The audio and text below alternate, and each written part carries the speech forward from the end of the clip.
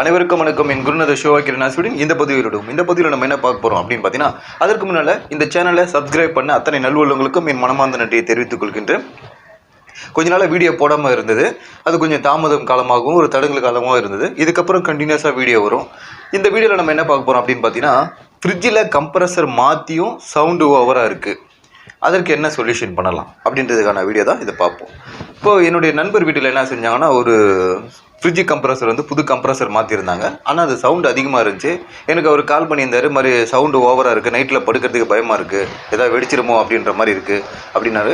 நான் ஒரு 2 வாரத்துக்கு முன்னாடி போய் பார்த்துருந்தேன். பார்க்கும்போது கம்ப்ரஸரில் வந்து சவுண்டு ஓவராக தான் இருந்தது.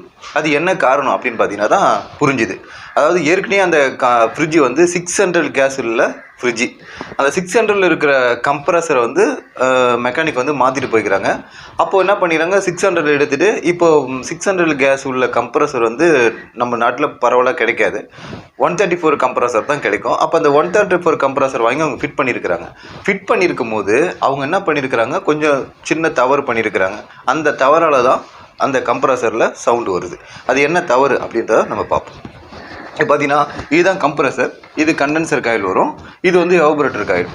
இப்போது அந்த கம்ப்ரஸரை எடுத்துகிட்டு அப்படியே அவங்க நம்ம போடும்போது இங்கே என்ன பண்ணோன்னா, ஏற்கனவே இருக்கிற 600 உள்ள கேஸ் வந்து இந்த கண்டென்சர் காயில் இருந்துட்டு திருப்பி நம்ம 134 கம்ப்ரஸரை மாற்றி நம்ம கொடுக்கும்போது அங்கே இருக்கிற 600 கேஸும் 134 கேஸும் ஒன்றா கலந்து இங்கே வந்து நம்ம அந்த கம்ப்ரஸரில் ஆயிலில் சர்க்குலேஷன் ஆகும்போது அங்கே பேடு சவுண்ட், அதாவது கம்ப்ரஸர் போகிறதுக்கான வாய்ப்புகளும் இருக்கும். 134 கம்ப்ரஸரில் அந்த கேஸில் 600ம் கலக்கும் போது கம்ப்ரஸர் போயிடுச்சு, அந்த கம்ப்ரஸர் போயிடுச்சு. அப்போ அதனால் வந்து அங்கே ஒரு ப்ராப்ளம் ஏற்படும். சரி, அந்த மாதிரிலாம் 600 கேஸில் இருக்கிறதுல 134 கேஸு மாற்ற முடியாதா?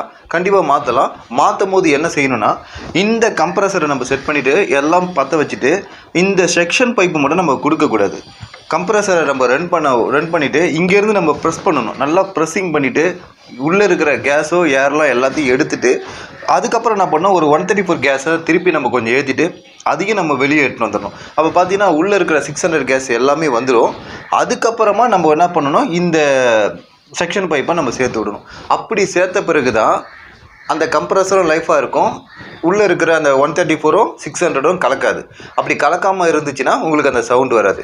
இல்லைனா இந்த மாதிரி 600 கேஸ் கூட 134 கேஸ் ரெண்டுமே மிங்கிள் ஆகும்போது அந்த கம்ப்ரஸர் போகிறதுக்கான வாய்ப்பு இருக்கும். அதனால் நம்மளுக்கு அந்த வைப்ரேஷன் கிரியேட் ஆகி நம்மளுக்கு வந்து சவுண்டு வரும். இதுதான் இப்போ நம்ம செய்யும் போதே இதை கரெக்டான முறையில் செய்யும் போது நம்மளுக்கு வந்து அந்த ப்ராப்ளம் வராது. இதை நீங்கள் கரெக்ட் பண்ணினாலே இதுவாக இருக்கும்.